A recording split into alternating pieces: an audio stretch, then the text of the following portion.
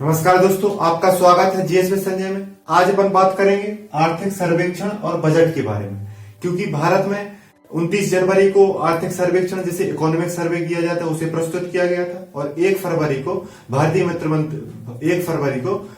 वित्त मंत्री के द्वारा केंद्रीय बजट पेश किया गया। तो आप मीडिया में देखेंगे, सोशल मीडिया में देखेंगे तो सारे लोग ये चर्चा कर रहे हैं कि बजट ऐसा है, बजट वैसा है। तो अपन सरल भाषा में समझने की कोशिश करेंगे कि आर्थिक सर्वेक्षण क्या होता है, बजट का बेसिक क्या है और उस 2021-22 के जो बजट है उससे जुड़ी महत्वपूर्ण बातें जो आपकी परीक्षा के लिए इंपॉर्टेंट हो सकती हैं, क्योंकि हजारों पेजों के दस्तावेज होते हैं और इनको आप उस तरीके से नहीं समझ सकते, क्योंकि मीडिया में कोई उसके पक्ष में बात करता है, कोई उसके विपक्ष में। अपन महत्वपूर्ण बातों की चर्चा करेंगे जो परीक्षा के लिए इंपॉर्टेंट हो सकती हैं और बजट को समझने के लिए जो जानकारी महत्वपूर्ण हो सकती है उस जानकारी की बात अपन इस वीडियो में करेंगे। सबसे पहले अपन बात करेंगे कि आर्थिक सर्वेक्षण क्या होता है, इसके बारे में इसकी जो महत्वपूर्ण बातें हैं वो जानेंगे। फिर 2020-21 का जो आर्थिक सर्वेक्षण जिसे 29 जनवरी को पेश किया गया उसके बारे में चर्चा करेंगे कि उसकी महत्वपूर्ण बातें कौन कौन सी हैं। फिर बात करेंगे कि बजट क्या होता है, बजट से जो बेसिक्स जुड़े होते हैं उसका इतिहास क्या है, आदि चीजों के बारे में जानेंगे कि बजट क्या होता है। फिर जानेंगे कि बजट 2021 और 2022 से जो बजट पेश किया गया है 1 फरवरी को उसकी महत्वपूर्ण बातें कौन कौन सी हैं और कौन सी बातों से क्वेश्चन बन सकते हैं, उनकी चर्चा अपन इस वीडियो में करेंगे। तो आइए सबसे पहले अपन समझते हैं कि आर्थिक सर्वेक्षण क्या होता है। आर्थिक सर्वेक्षण है ना, अपन क्या देखना है, आर्थिक सर्वेक्षण। आर्थिक सर्वेक्षण इसे इंग्लिश में बोला जाता है इकोनॉमिक सर्वे, इकोनॉमिक सर्वे।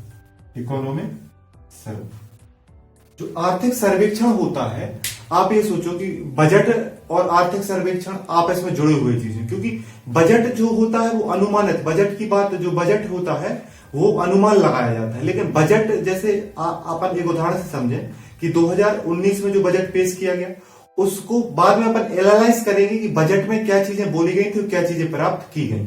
तो बजट को एक प्रकार से जो बजट ने क्या किया, बजट के आधार पर जो देश में काम हुआ उसका सर्वे करना, बजट ने क्या क्या प्राप्त किया, बजट किस प्रकार से कार्य किया, उसका जो सर्वे किया जाता है, उसकी जो जानकारी प्राप्त की जाती है उसे अपन क्या कहते हैं, आर्थिक सर्वेक्षण कहते हैं। मतलब कि एक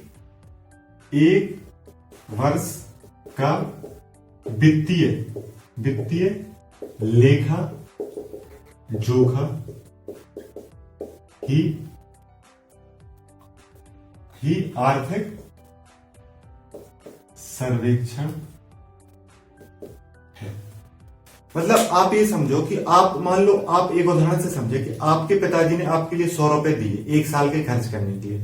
अब आप 1 साल बाद जो आपने 100 रुपए खर्च किए, कहाँ खर्च किए, किताबें लेने में खर्च किए, फीस भरने में खर्च किए या यात्रा करने में खर्च किए, उसका जब आप पिताजी को एक डॉक्यूमेंट बना के देंगे कि आपने किस किस प्रकार से खर्च किए, कितने पैसे बचे और पैसे आपके पास कहां से आए, तो ये जानकारी जब आप कागज या दस्तावेज में बना के देंगे तो उसे ही अपन क्या करेंगे, आर्थिक सर्वेक्षण कहेंगे। और आर्थिक सर्वेक्षण करता कौन है, आर्थिक सर्वेक्षण करता है भारत का वित्त मंत्रालय, भारत का वित्त मंत्रालय के द्वारा किया जाता है ना, वित्त मंत्रालय के द्वारा आर्थिक सर्वेक्षण किया जाता है। आपको याद रखना है कि आर्थिक सर्वेक्षण भारत की अर्थव्यवस्था से जुड़ा हुआ सबसे प्रमाणित, मतलब सबसे जो सत्यापित डॉक्यूमेंट है, मतलब सबसे अच्छा डॉक्यूमेंट है कि भारत की अर्थव्यवस्था में क्या घटित हुआ, कहां पे खर्च किया गया, कहां से राजस्व प्राप्त हुआ, कितना टैक्स प्राप्त हुआ, उसकी आपको जानकारी प्राप्त करनी है 1 साल के अंदर।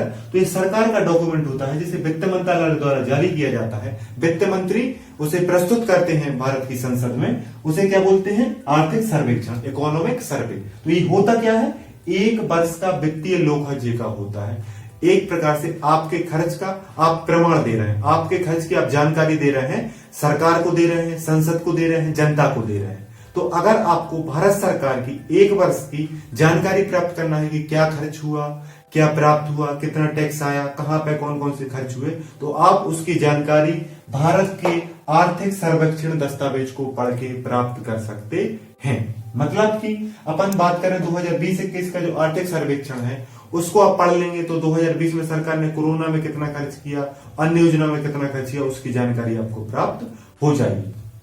तो आपसे क्वेश्चन बनेगा कि आर्थिक सर्वेक्षण क्या होता है, तो आप बताएंगे एक वर्ष का वित्तीय लेखा होता है जो एक प्रकार से बजट का सारांश होता है और बजट का निरीक्षण करता है और बजट में क्या हुआ है उसकी जानकारी आपको देता है, क्योंकि बजट में बताया जाता है क्या करेंगे, क्या से क्या करेंगे, लेकिन इसमें क्या हो गया है उसकी जानकारी आपको दी जाती है। आर्थिक सर्वेक्षण बजट से जुड़ा होता है और आर्थिक सर्वेक्षण जारी कौन करता है, तैयार कौन करता है, वित्त मंत्रालय। और वित्त मंत्रालय में भी कौन एक होता है, भारत का मुख्य आर्थिक सलाहकार। कौन होता है, मुख्य आर्थिक सलाहकार। एक व्यक्ति होते हैं वित्त मंत्रालय में जिसे बोला जाता है भारत के मुख्य आर्थिक सलाहकार। वर्तमान में कौन है, के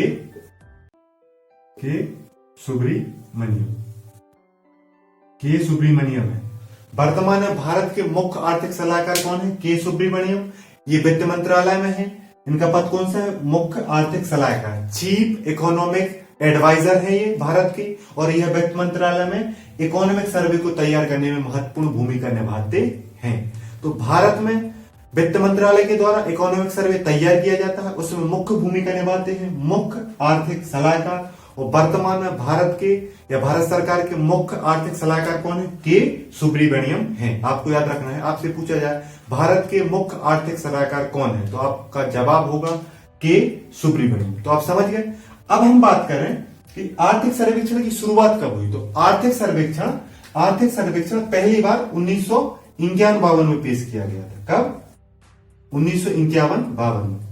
मतलब कि भारत में सबसे पहले आर्थिक सर्वेक्षण या इकोनॉमिक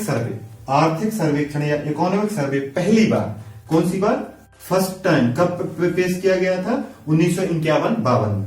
1951-52 में पहली बार किया गया था। पहले क्या होता था, ये बजट के साथ प्रस्तुत किया जाता था। कब, बजट के साथ। लेकिन 1964 से क्या किया गया, बजट से 1964 से ये बजट से एक दिन पहले आने लगा। कितने दिन पहले, एक दिन पहले, है ना। 1952 से लेकर 1964 तक बजट के साथ आता था। मतलब जिस दिन बजट पेश हो रहा है उसी दिन आर्थिक सर्वेक्षण की जानकारी भारत सरकार और भारत के लोगों को या संसद को दी जाती थी। लेकिन 1964 के बाद क्या होने लगा, एक दिन पहले, बजट पेश होने के एक दिन पहले क्या पेश किया जाता है, आर्थिक सर्वेक्षण। आपसे क्वेश्चन पूछे भारत में इकोनॉमिक सर्वे कब प्रस्तुत किया जाता है, कब पेश किया जाता है, तो आपका उत्तर होगा बजट से एक दिन पहले। लेकिन इस समय वर्तमान में बात करें 2021 में, तो यह कितने दिन पहले किया गया है, लगभग 3 दिन पहले। क्योंकि इस बार 29 जनवरी 2021 को आर्थिक सर्वेक्षण पेश किया गया है। 2021 को आर्थिक सर्वेक्षण पेश किया गया। कब, 29 जनवरी 2021 को। और इस बार बजट कब पेश किया गया है, बजट पेश किया गया है 1 फरवरी को। तो 29, 30 और 31, 3 दिन पहले लगभग इस बार पेश किया गया है। तो आपको याद सिर्फ इतना रखना है कि आर्थिक सर्वेक्षण भारत सरकार में पहली बार 1951 में पेश किया था। 1964 तक बजट के साथ किया जाता था, लेकिन 1964 के बाद एक दिन पहले किया जाने लगा। जब मतलब बजट पेश होता है उसके एक दिन पहले क्या किया जाता है, आर्थिक सर्वेक्षण प्रस्तुत किया जाता है। तो आप समझ गए, आर्थिक सर्वेक्षण वित्तीय वर्ष का लेखा जोखा है जो बताता है कि एक वर्ष में भारतीय अर्थव्यवस्था ने क्या प्राप्त किया, किस प्रकार से अर्थव्यवस्था का संचालन किया गया। ठीक है। और आर्थिक सर्वेक्षण पहली बार 1951 में शुरू किया गया था। इस बार 2021 में आर्थिक सर्वेक्षण 29 जनवरी 2021 को पेश किया गया। अब अपन देखते हैं कि 2020-21 के आर्थिक सर्वेक्षण की मुख्य बातें कौन कौन सी हैं। अब बात करते हैं जो 2020-21 का आर्थिक सर्वेक्षण पेश किया गया उसकी महत्वपूर्ण बात है। मतलब 2020 में भारत की अर्थव्यवस्था में क्या घटित हुआ उसकी जानकारी 2020-21 के आर्थिक सर्वेक्षण, जिसे इकोनॉमिक सर्वे कहा जाता है, उसके माध्यम से दी गई है।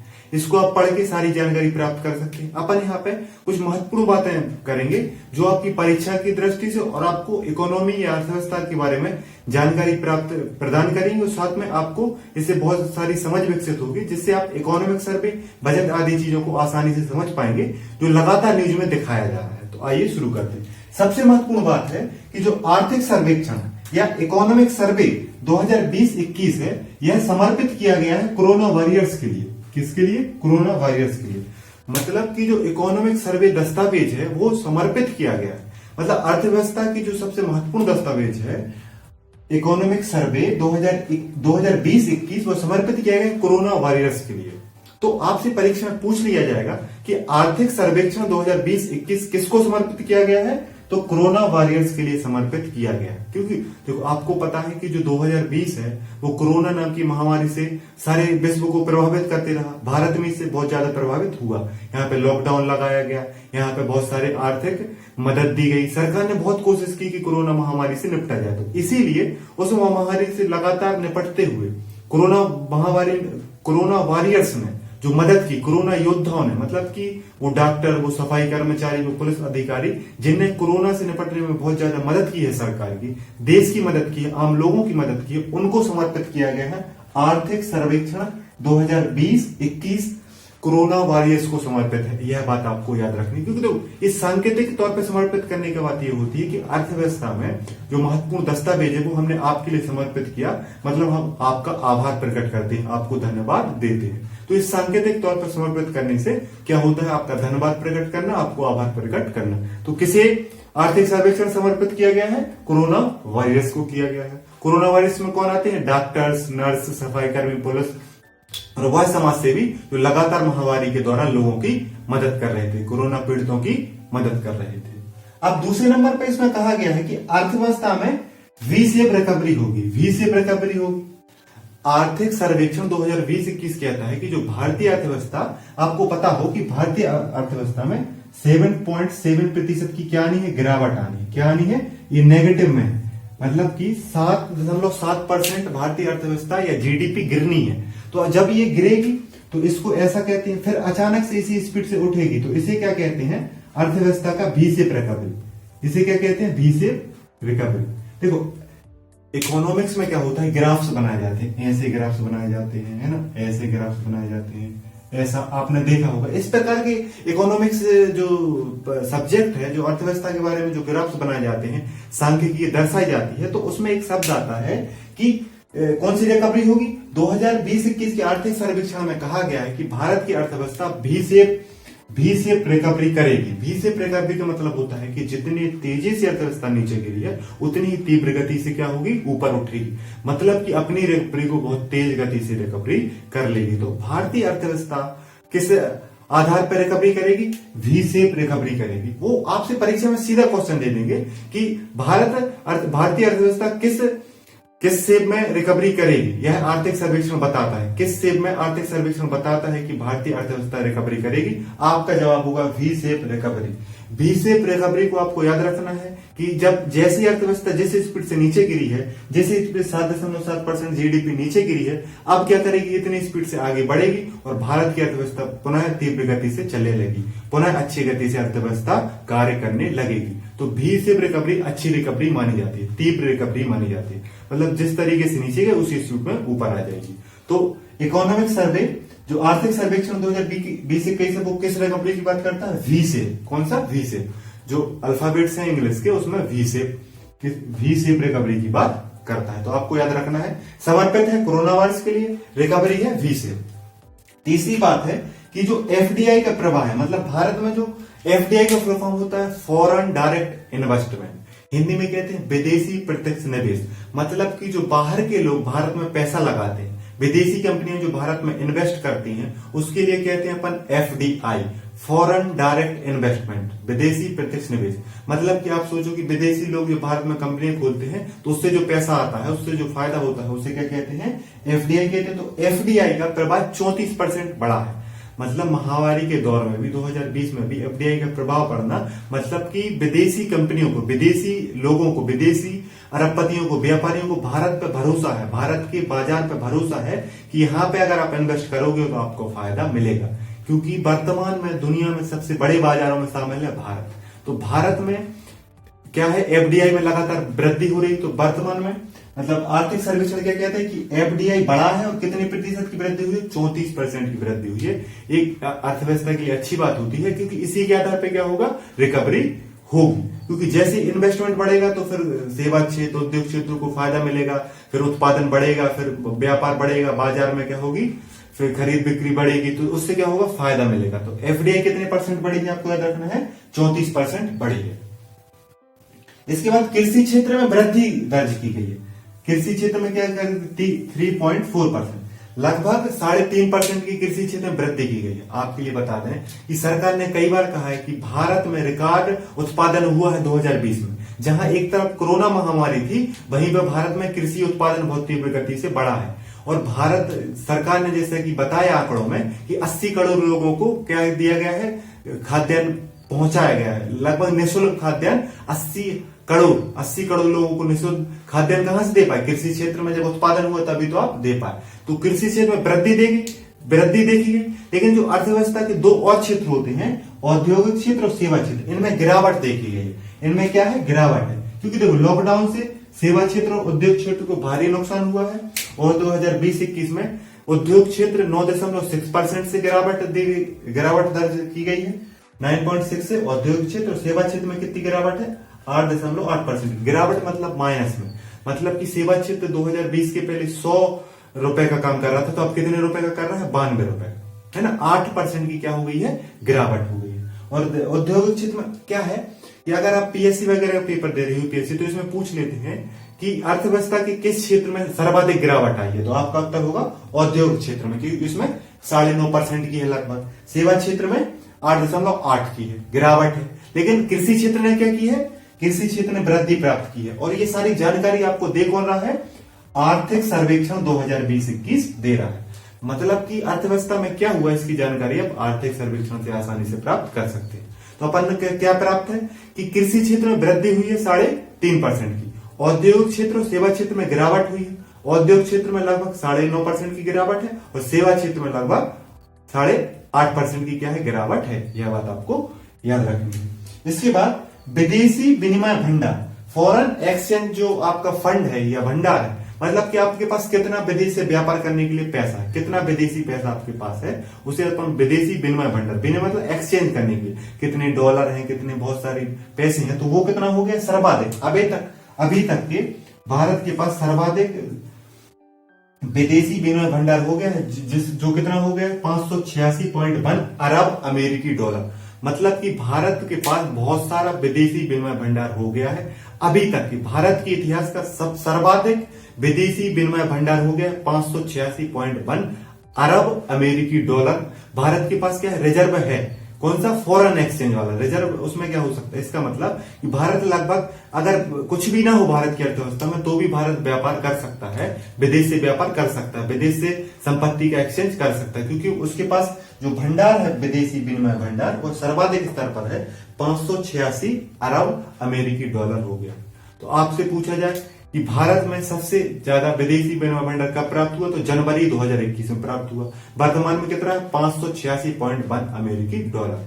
क्योंकि देखो इकोनॉमी की भाषा है कि विदेशी विनिमय भंडार होता क्या है कि जब दो देश आपस में क्या करते हैं, व्यापार करते हैं, तो उसके लिए कुछ चीजें चाहिए पड़ती हैं। तो क्योंकि वो आपका रुपया नहीं लेगा, क्योंकि आप मान लो आप चाइना से व्यापार करें तो वो आपका रुपया नहीं लेगा, वो क्या लेगा, विदेशी विनिमय भंडार में जो चीजें रखी जाती हैं, इसमें सोना रखा जाता है, इसमें अमेरिकी डॉलर रखे जाते हैं, और इसमें IMF की मुद्रा रखी जाती है। ये चीजें हैं तो ये रखी जाती है। तो भारत के पास जो विनिमय भंडार है, मतलब जिससे भारत विदेश के साथ अच्छा व्यापार कर सकता है, अन्य देशों के साथ अच्छे से व्यापार कर सकता है, वो अभी तक की सर्वाधिक ऊंचाई पे पहुंचे, सबसे ज्यादा हो गया। मतलब भारत के पास बहुत सारा पैसा है जिससे वह विदेशी व्यापार को आसानी से कर सकता है। तो यही जानकारी अपन को कैसे प्राप्त हुई, आर्थिक सर्वेक्षण से, कि विदेशी विनिमय भंडार सर्वाधिक ऊंचाई के स्तर में 586.1 अरब अमेरिकी डॉलर। इतना विदेशी विनिमय भंडार वर्तमान में भारत सरकार के पास रिजर्व के रूप में मौजूद है। तो ये इकोनॉमिक सर्वेक्षण की महत्वपूर्ण बातें थी। कोरोना वायरस को समर्पित किया गया है क्या, आर्थिक सर्वेक्षण 2020-21। कौन सी रिकवरी की बात की गई है, रीसेप रिकवरी की बात। एफडीआई कितने परसेंट बढ़ी है, 34% बढ़ी है। वृद्धि किस क्षेत्र में देखी गई, कृषि क्षेत्र में 3.5% की। कौन से दो क्षेत्र हैं जिनमें गिरावट देखी गई है, औद्योगिक क्षेत्र में गिरावट देखी गई है, सेवा क्षेत्र में। मतलब इनमें जो गिरावट है वो इनकी गिरावट को क्या किया जाए, संतुलित कर लिया जाए, उनमें वृद्धि कर दी जाए, तो क्या होगी, अर्थव्यवस्था में फिर से रिकवरी हो जाएगी, अर्थव्यवस्था तीव्र गति से बढ़ने लगेगी। तो ये इकोनॉमिक सर्वे से जुड़ी क्या थी, महत्वपूर्ण बात है। अब अपन बात करते हैं बजट के बारे में कि बजट क्या होता है। तो बजट क्या होता है, सबसे पहले समझते हैं कि बजट क्या होता है। तो बजट के बारे में संविधान के अनुच्छेद 112 में बताया गया है, संविधान के अनुच्छेद 112 में बताया गया है, और इसे वार्षिक वित्तीय विवरण कहा गया। मतलब कि भारत के संविधान ने बजट शब्द प्रयोग नहीं किया है। कौन सा शब्द प्रयोग किया है? वार्षिक वित्तीय विवरण। मतलब कि वार्षिक वित्तीय विवरण मतलब एक साल का जो वार्षिक विवरण है, जो वित्त से जुड़ा हुआ जो विवरण है, उसको ही क्या कहते हैं? बजट कहते हैं। बजट अपन आम बोलचाल की भाषा में बोल देते हैं, लेकिन संविधान में किस शब्द का उल्लेख किया गया है? अनुच्छेद 112 में वार्षिक वित्तीय विवरण, वार्षिक वित्तीय विवरण, वार्षिक वित्तीय विवरण जिसे आम बोलचाल में अपन क्या कहते हैं? बजट कहते हैं। और संविधान में किस अनुच्छेद में दिया गया? 112 में। आपको याद रखना है कि वार्षिक वित्तीय विवरण जिसे अपन बजट बोलते हैं, संविधान के अनुच्छेद 112 में बताया गया है। अब देखते हैं कि बजट होता क्या है, बजट की परिभाषा क्या है, बजट अपन किसे बोलते हैं, जो सरकार पेश करती है वो बजट होता क्या है, उसकी परिभाषा क्या हो सकती है, उसका अर्थ क्या हो सकता है। तो वो होता है कि एक वित्तीय वर्ष में भारत सरकार की अनुमानित प्राप्तियों व अनुमानित खर्चों का विवरण। मतलब कि कितने अनुमान लगाया जाता है कि कितना प्राप्त होगा, अनुमान लगाया जाता है कि कितना खर्च करेंगे, उसका जो विवरण होता है, और कितने में, इसमें समयांतराल याद रखना है। एक वित्तीय वर्ष में, एक वित्तीय वर्ष क्या होता है? 1 अप्रैल से भारत सरकार का वित्तीय वर्ष शुरू होता है 31 मार्च तक। 1 अप्रैल से 31 मार्च तक इसे भारत में वित्तीय वर्ष बोला जाता है। आपको याद रखना है कि भारत सरकार का वित्तीय वर्ष क्या है? 1 अप्रैल से लेकर 31 मार्च तक। तो 1 अप्रैल से लेकर 31 मार्च तक भारत सरकार की जो अनुमानित प्राप्तियां होंगी और अनुमानित खर्च होगा, उसका जो विवरण दिया जाता है, उसे ही क्या कहते हैं? बजट। मतलब कि जब वित्त मंत्री बजट पेश करती है तो भारत सरकार कितनी प्राप्तियां करेंगे उसकी जानकारी देते हैं, कितना खर्च करेंगे उसकी जानकारी देते हैं, इसी को बजट कहा जाता है। और जो अनुमानित प्राप्तियों का अनुमान क्यों लगाया जाता है? क्योंकि टैक्स से आपको कितना प्राप्त होगा, आप कितना ऋण लेंगे, इस चीज को आप डेफिनेट तरीके से, संपूर्ण तरीके से नहीं बता सकते, इसका अनुमान ही लगाया जा सकता है। क्योंकि आपको पता है जीएसटी लागू हुआ था तो उम्मीद थी कि टैक्स ज्यादा मिलेगा, लेकिन कम मिला। कई बार आयकर ज्यादा भर देते हैं लोग, कई बार आयकर से छुपा लेते हैं, चोरी कर लेते हैं, तो टैक्स में कमी आ जाती है। और बहुत सारी घटनाएं ऐसी हो जाती हैं कि आप खर्च भी डिसाइड नहीं कर सकते। आपने सोचा कि आप सड़क बनाने में इतना खर्च करेंगे, हॉस्पिटल बनाने में इतना, स्कूल बनाने में इतना, लेकिन आपने कोरोना महामारी का तो नहीं सोचा था, ये आ गया तो इस पर भी तो सरकार ने खर्च किया। इसीलिए यह शब्द प्रयोग किया गया अनुमान। तो एक वर्ष के शुरू में ही जो अनुमान लगा लिया जाता है उसे बजट कहते हैं। तो बजट क्या होता है? भारत सरकार का एक वर्ष का अनुमानित प्राप्तियों और अनुमानित खर्चों का अनुमान। मतलब कि उदाहरण से समझें कि आप जैसे आपके लिए जो पैसा आपके पिताजी दे रहे हैं, तो आपने अनुमानित प्राप्ति, आपको पता है कि पापा से आपको 1000 रुपए प्राप्त होंगे, लेकिन आपको फूफा जी आए तो वो भी तो दे सकते, मामा ने भी दे दिए, मम्मी ने भी दे दी, तो अनुमानित प्राप्ति ज्यादा भी हो सकती है। आपने खर्च लगाया, फीस में खर्च करेंगे, किताबों में खर्च करेंगे और घूमने में खर्च करेंगे, लेकिन कई बार खर्च ऐसा दोस्त ने उधार मांग लिए। तो जो अनुमानित चीजें होती हैं, जो आप भी तो अपने महीने पर बजट बनाते होंगे, तो उसको जो अनुमानित प्राप्ति, आपको पता रहता है कि अनुमानित प्राप्ति कहां कहां से हो सकती है, आपको पता रहता है अनुमानित खर्च कहां कहां से हो सकता है। तो इसका जो आप बैलेंस बनाने की कोशिश करते हैं, जैसे आपको पता है कि आपको प्राप्ति 1000 रुपए होगी, लेकिन आपको पता है कि खर्च आपको 1200 रुपए करने, इस बार से आपको नया साल आया है तो आपको कहीं घूमने जाना, तो 200 रुपए की आप व्यवस्था करने में लग जाएंगे ना। तो उसी में सरकार लगी रहती है, उसी के लिए वो क्या करती है? सरकार ऋण करती है, इसी के लिए क्या करती है? विनिवेश करती है।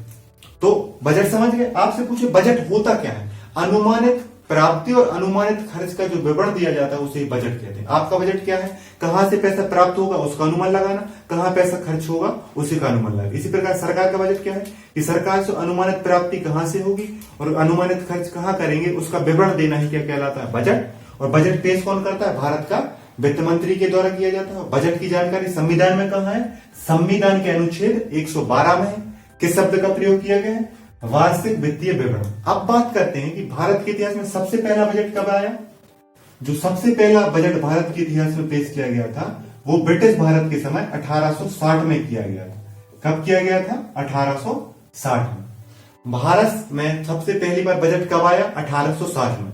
1860 के समय भारत में कौन शासन कर रहे थे? अंग्रेज शासन कर रहे थे, ब्रिटिश शासन कर रहे थे। उनके भारत क्या थे? भारत गुलाम था। लेकिन भारत में बजट की परंपरा किसने शुरू की? अंग्रेजों ने। कब? 1860 में। ये क्वेश्चन कई बार पूछा गया है कि भारत में पहली बार बजट कब पेश किया गया? तो 1860 में किया गया। और एक बात और याद रखना है कि जो स्वतंत्र भारत में, जब भारत को स्वतंत्रता प्राप्त हुई तो स्वतंत्र भारत में सबसे पहले बजट किसने पेश किया? तो भारत के वित्त मंत्री थे R.K. आर के सेनमुखम शेट्टी, सेनमुखम शेट्टी, सेनमुखम शेट्टी, आर के सेनमुखम शेट्टी। ये प्रथम मतलब वित्त मंत्री थे जिन्हें स्वतंत्र भारत में क्या किया, भारत का बजट पेश किया। और भारत का बजट पेश वित्त मंत्री के द्वारा किया जाता है। तो स्वतंत्र भारत में सबसे पहले आर के सेनमुखम शेट्टी के द्वारा क्या किया गया, बजट पेश किया गया। आप समझ गए बजट क्या होता है। पहली बार कब किया गया, 1860 में, जब अंग्रेजों का शासन था। फिर स्वतंत्र भारत में किसने किया, आर के सेनमुखम शेट्टी ने किया। बजट की परिभाषा क्या है कि एक वित्तीय वर्ष में भारत सरकार के अनुमानित प्राप्तियों और अनुमानित खर्च का जो विवरण है उसे ही बजट कहा जाता है। तो ये बजट हो गया। और अब इस बार 2021-22 का बजट किसने पेश किया, भारत की वित्त मंत्री वर्तमान में कौन है, निर्मला सीतारमण जी हैं। उनने भारत का बजट पेश किया गया है। और इस बार का बजट कब पेश हुआ है, 1 फरवरी को पेश हुआ है। 1 फरवरी 2021 को बजट पेश हुआ है। और बजट कब, अनुमान कब से कब तक का लगाया है, अनुमान लगाया है 2021 से लेके 2022 का। और ये अनुमान कब से है, 1 अप्रैल 2021 से लेके 31 मार्च 2022 तक का, है ना। अभी बजट पेश किया गया है। तो बजट की प्रक्रिया क्या होती है कि पहले बजट पेश किया गया है, सरकार ने बनाया कि अनुमानित प्राप्तियां इतनी होगी, अनुमानित खर्च क्या होगा, इतना होगा। अब बजट पे क्या होगी, संसद में बहस होगी, फिर बजट को पारित किया जाएगा। तो बजट को डायरेक्ट पारित नहीं किया, पहले बजट को पेश किया जाता है, फिर बजट पर बहस की जाती है, फिर बजट को पारित किया जाता है। बजट को पारित करना सरकार के लिए जरूरी होता है। तो बजट पेश हो गया है और इन सब की जानकारी, बजट को पेश करना, फिर बजट पर बहस होना, फिर बजट को पारित किया जाना, इस सबकी जानकारी अनुच्छेद 112 देता है संविधान का। और यही है वार्षिक वित्तीय विवरण। अब देखते हैं कि बजट 2021-22 जो पेश किया गया है उसकी महत्वपूर्ण बातें कौन कौन सी हैं। बजट 2021-22 की महत्वपूर्ण बातों की बात करें, देखो जब केंद्रीय वित्त मंत्री ने बजट पेश किया तो बजट भाषण में उन्होंने कहा, और बजट जो पेश किया गया वो पहली बार बताया भी, केंद्रीय वित्त मंत्री ने बताया कि बजट भारत में पहली बार पहला डिजिटल बजट है। पहली बार डिजिटल रूप में बजट पेश किया गया, मतलब यह एक ऐप के माध्यम से डिजिटल तरीके से सबके साथ शेयर किया जाएगा। एक ऐप लॉन्च करेंगे, ऐप के माध्यम से आप बजट के बारे में पढ़ सकते हैं कि बजट में क्या है क्या नहीं है। तो जो भारत सरकार के सभी मंत्रालय हैं उनमें बजट किस प्रकार से शेयर किया जाएगा, डिजिटल तरीके से शेयर किया जाएगा।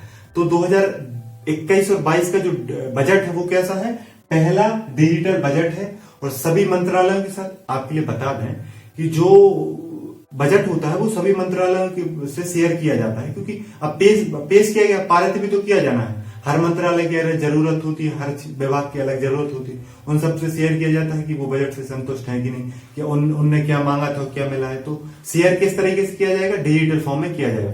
मतलब कि भारत सरकार के सभी मंत्रालयों के पास, लोगों के पास, सरकार और के अन्य लोगों के पास और विपक्ष के लोगों के साथ जो बजट है वो कैसे शेयर किया जाएगा, डिजिटली फॉर्म में शेयर किया जाएगा, डिजिटली फॉर्म में शेयर किया जाएगा। तो जो 2021-22 का जो बजट है वो कैसा है, डिजिटली बजट है। और इसको ऐप के माध्यम से क्या किया जाएगा, शेयर किया जाएगा सभी मंत्रालयों के साथ और सभी लोगों के साथ। तो 2021-22 का बजट कैसे, सबसे महत्वपूर्ण बात इसकी ये है कि डिजिटल फॉर्म में है। एक टैबलेट के माध्यम से पेश किया है वित्त मंत्री ने, है ना। उन्होंने अपने भाषण जब दे रही थी तो वो टैबलेट सामने रखी थी डिजिटल फॉर्म में, है ना। और डिजिटल फॉर्म में सबके साथ यह शेयर किया जाएगा, क्योंकि जो वर्तमान सरकार है वो डिजिटल फॉर्म को, डिजिटल पेमेंट को, डिजिटल इंडिया को आगे बढ़ाने की कोशिश कर रही है। इसके बाद आपको बता दें कि जब वित्त मंत्री भाषण दे रही थी उन्होंने कहा था कि जो ये बजट है ये आर्थिक रिकवरी का बजट है। मतलब कि जो कोरोना महामारी से जो नुकसान हुआ है, जो कोरोना महामारी से अर्थव्यवस्था पे जो संकट आया है, तो उसकी रिकवरी के लिए, तो जैसे आप कभी मेंस का उत्तर लिखें तो ये जो बजट है ये किस प्रकार का बजट है, इस बजट में कहा गया है कि ये आर्थिक रिकवरी वाला बजट है। किसका बजट है, आर्थिक। इसका मेन फोकस है आर्थिक रिकवरी को करना, आर्थिक रिकवरी को करना। मतलब कि वित्त मंत्री ने खुद कहा है कि 2021-22 का जो बजट है उसका मूल उद्देश्य क्या है, आर्थिक रिकवरी को करना। और रिकवरी क्यों की जा रही है, क्योंकि कोरोना महामारी की वजह से अर्थव्यवस्था संकट में है, अर्थव्यवस्था में दिक्कतें पैदा हुई। और इस रिकवरी के लिए उन्होंने सुझाव क्या कौन से दिए हैं, मेगा टीकाकरण किया जाएगा, मतलब सभी लोगों को वैक्सीन दी जाएगी, जिसके लिए 35 करोड़ रुपए की व्यवस्था की गई है। इसी के लिए स्वास्थ्य बजट में भी वृद्धि की गई है ना। और भी से रिकवरी की बात कही गई है। तो जो बजट है उस पर मेन फोकस है कि सभी क्षेत्रों को क्या की जाए, मदद की जाए, इस प्रकार से मदद की जाए कि वो आर्थिक रिकवरी को कर सके। दूसरी महत्वपूर्ण बात है कि कृषि सेस लगाया गया है,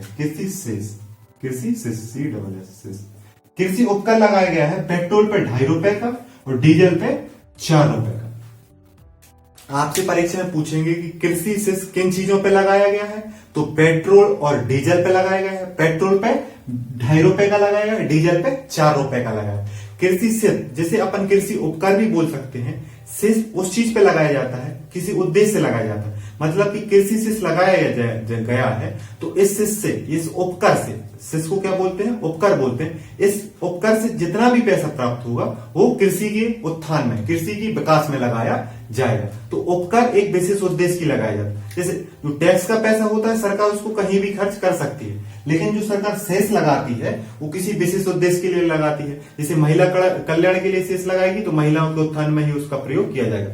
अब सरकार ने 2021 और 22 के बजट में सेस लगाया है, किस पे नाम क्या दिया गया सेस का, कृषि सेस। लगाया किन चीजों पे है, पेट्रोल पे लगाया है 2.5 रुपए का और डीजल पे लगाया है 4 रुपए का। आपसे पूछा जाएगा कि कृषि सेस पेट्रोल पे कितने रुपए का लगा है, आपका उत्तर होगा 2.5 रुपए। डीजल पे कितने रुपए का लगा है, 4 रुपए। और पेट्रोल और डीजल पे किस सेस को लगाया गया है, तो कृषि सेस को। क्योंकि क्वेश्चन घुमा के भी तो पूछ सकते हैं, वो आपसे पूछ लें कि भारत सरकार ने बजट में पेट्रोल और डीजल पर किस प्रकार का सेस लगाया है, तो आपका उत्तर होगा कृषि सेस। आपसे पूछेंगे क्वेश्चन कृषि सेस किन चीजों पे लगाया गया है, पेट्रोल पे कितने का, 2.5 रुपए का, डीजल पे कितने का, 4 रुपए का। ये बजट 2021-22 में बताया गया है।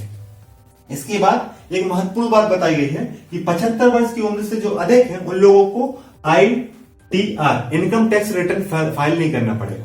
मतलब कि जो पैसा कमा रहे हैं, जो इस प्रावधान को जो फायदा है बजट में, वो सिर्फ जो पेंशन ले रहे हैं लोग उनको मिलेगा, क्योंकि वही income tax file return file करते हैं। मतलब एक प्रकार से टैक्स में छूट दी गई है, जो उनको पैसा प्राप्त होता तो उस पर इनकम टैक्स देना था। तो 75 वर्ष से जो ज्यादा के लोग हैं उनको क्या दी गई है, ITR फाइल करने से छूट दी गई है। उनको ITR रिटर्न, आयकर रिटर्न एक प्रकार से नहीं भरना पड़ेगा। आपको याद रखनी है कितनी उम्र, 60 वर्ष नहीं, 75 वर्ष। इसमें क्या कहा गया है, 75 वर्ष की उम्र से जो अधिक लोग हैं उनको ITR भरने की जरूरत नहीं है। आपसे सीधा क्वेश्चन पूछा जाएगा कि बजट 2021-22 में कितने वर्ष से अधिक के लोगों को आयकर रिटर्न भरने के लिए मनाही की गई है, तो आपका उत्तर होगा कितना, 75 वर्ष। यह याद रखना है कि 75 वर्ष से जो अधिक उम्र का है उसको ITR भरने की जरूरत नहीं है, इनकम टैक्स या आयकर रिटर्न भरने की जरूरत नहीं है। उम्र 75 वर्ष से अधिक होना चाहिए और आपको पेंशन मिलनी चाहिए, क्योंकि पैसा आएगा तभी तो आप इनकम टैक्स भरेंगे ना। तो 75 वर्ष से अधिक लोगों को भरने की जरूरत नहीं है। मतलब सरकार चाहती है कि जो वृद्ध लोग हैं, जो बूढ़े लोग हैं, उनके लिए क्या की जाए, टैक्स में छूट दी जाए। और इसमें एक और 2021-22 के बजट की सबसे महत्वपूर्ण बात है कि जो टैक्स स्लैब है उसमें कोई बदलाव नहीं किया गया। टैक्स स्लैब में कोई बदलाव नहीं किया गया, कोई बदलाव नहीं किया गया। मतलब टैक्स स्लैब जो 2020-21 के बजट में था वही 2021-22 के में रखा गया है। टैक्स स्लैब में कोई बदलाव नहीं किया गया। इसके बाद स्वास्थ्य बजट में 137% की वृद्धि की गई है। स्वास्थ्य बजट में क्या की गई है, 137% की वृद्धि की गई है। 137%। देखो, क्योंकि कोरोना महामारी ने सबसे ज्यादा जो प्रभावित किया है वो स्वास्थ्य क्षेत्र को किया है। देश में जो सबसे ज्यादा कमी सामने आई है, स्वास्थ्य सुविधाओं की कमी आई है। तो सरकार की योजना तो चल रही है, जैसे आयुष्मान योजना चल रही है, बहुत सारी योजनाएं चल रही है, लेकिन स्वास्थ्य बजट के रूप में मतलब सरकार अस्पताल बनाएगी, वैक्सीन पे खर्च करेगी, अन्य खर्च को मिला के 137% की वृद्धि की गई है। मतलब सरकार ने फोकस किया, क्योंकि सरकार का उद्देश्य आर्थिक रिकवरी करना, और आर्थिक रिकवरी तब होगी जब लोग स्वस्थ रहेंगे। क्योंकि कोरोना महामारी ने सबसे ज्यादा चोट किस पे की है, स्वास्थ्य सुविधाओं पे चोट की है, लोगों के स्वास्थ्य पे चोट की है। तो स्वास्थ्य व्यवस्था को ठीक करने की सरकार ने बजट में 137% की वृद्धि की, जिससे आर्थिक रिकवरी को प्राप्त किया जाए, देश को स्वस्थ एवं सुरक्षित बनाया जा सके। तो सरकार ने फोकस किया है कि वो आर्थिक क्षेत्र को ज्यादा मजबूत तरीके से मदद करेगी। इसके बाद एक महत्वपूर्ण याद रखना है कि लेह में केंद्रीय विश्वविद्यालय बनाने की बात कही गई है। जो लद्दाख जो नया केंद्र शासित प्रदेश बनाया गया है उसकी राजधानी क्या होगी, लेह। तो लेह में केंद्रीय विश्वविद्यालय बनाया जाएगा, क्योंकि जो जम्मू कश्मीर और लद्दाख वाला क्षेत्र है वहां पे एजुकेशन को बढ़ावा देने के लिए युवाओं को, क्योंकि वहां की युवा भी को दिल्ली, मुंबई, हैदराबाद आना पड़ता है पढ़ने के लिए, लेकिन लेह में जब केंद्रीय विश्वविद्यालय खुल जाएगा तो वहीं आसपास के जो आसपास के राज्यों के या अपने जो 7 सिस्टर्स हैं पूर्वोत्तर के राज्य, वो वहां से लेह जाके पढ़ाई कर सकते हैं। और जो पहाड़ी एरिया में क्या होगा कि वहीं के युवा आसानी से पढ़ाई कर सकते हैं और उनके लिए केंद्रीय विश्वविद्यालय बनाया जाएगा। आपसे पूछा जाए बजट में केंद्रीय विश्वविद्यालय बनाने की बात कहाँ कही गई है, तो लेह में कही गई है। लेह कहाँ आता है, लद्दाख जो केंद्र शासित प्रदेश है उसके अंतर्गत आता है लेह शहर। तो लेह में केंद्रीय विश्वविद्यालय बनाने की बात बजट 2021-22 में की गई। इसके अलावा बजट में कहा गया है कि सरकार 6 स्तंभों पर कार्य करेगी जिससे अर्थव्यवस्था को मजबूत किया जाए, देश का संचालन किया जाए। इसके साथ ही सरकार ने सैनिक स्कूल कितने, लगभग 100 सैनिक स्कूल खोलने की बात कही गई। 100 सैनिक स्कूल, 100 सैनिक स्कूल और 15,000 स्कूलों को मानक स्कूल बनाया जाएगा। 15,000 स्कूलों को मानक स्कूल मतलब स्टैंडर्ड, मतलब 15,000 स्कूलों को इतना अच्छे से मॉडिफाई किया जा सके जिससे उनका उसी स्टैंडर्ड पर देश के अन्य स्कूलों को बढ़ावा दिया जा सके। तो 15,000 मानक स्कूल बनाने की कोशिश की जाए, 100 सैनिक स्कूल खुले जाएंगे। लेकिन इसमें सबसे बड़ी, इस बजट में अपन बात करें, ये तो महत्वपूर्ण बिंदु हो गए परीक्षा से। अब आधार पे अपन थोड़ी सी देख लेते हैं कि बजट में जो थोड़ी सी चीजें दी गई हैं जिसकी वजह से बजट ये अपन मेंस के तौर पे, अगर आप किसी मेंस की परीक्षा दे रहे हैं तो आपको बजट पे थोड़ी सा समझना होगा कि जो बजट की जो, देखो बजट में जो विनिवेश का लक्ष्य है, किसका, विनिवेश का क्या है, विनिवेश का लक्ष्य है 1.7 लाख